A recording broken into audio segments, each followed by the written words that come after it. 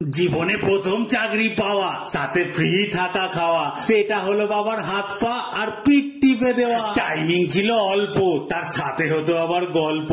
দিনের দিনই পেমেন্ট পেতাম, সেটা যতই হোক স্বল্প। ছিল কোম্পানি ভালো, এত এক্সপিরিয়েন্স ছাড়াই লোক নিত, মাঝে মাঝে কোনো কারণ ছাড়াই হঠাৎ বোনাস দিত। পিঠের ওপর দাঁড়িয়ে পিঠ দিতে হতো মারিয়ে, গা ব্যথা আর মন ব্যথা একসঙ্গেই দিতাম তাড়িয়ে। সেফটি রুলস ছিল সাথে, সেটা থাকতো বাবার হাতে, এরাম করে হাতটা রাখতো আমি পড়ে না যাই যাতে। প্রেশার ছিল না কোনো, একদম বাপের কোম্পানি যেন।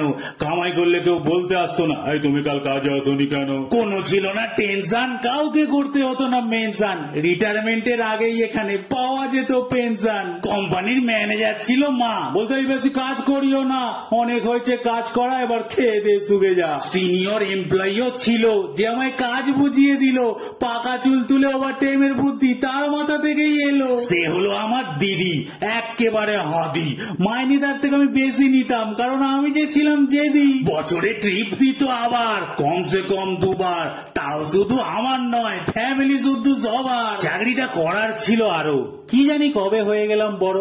এরাম চাকরি কি ছাড়তে বলো, ইচ্ছে হয় গো কারো। বুঝছি বড় হওয়ার জ্বালা, তবে সেই কোম্পানিতে পড়েনি তালা। সেই কোম্পানির সিইও এখন আমি, নতুনকে আমার চাকরি দেওয়ার পালা।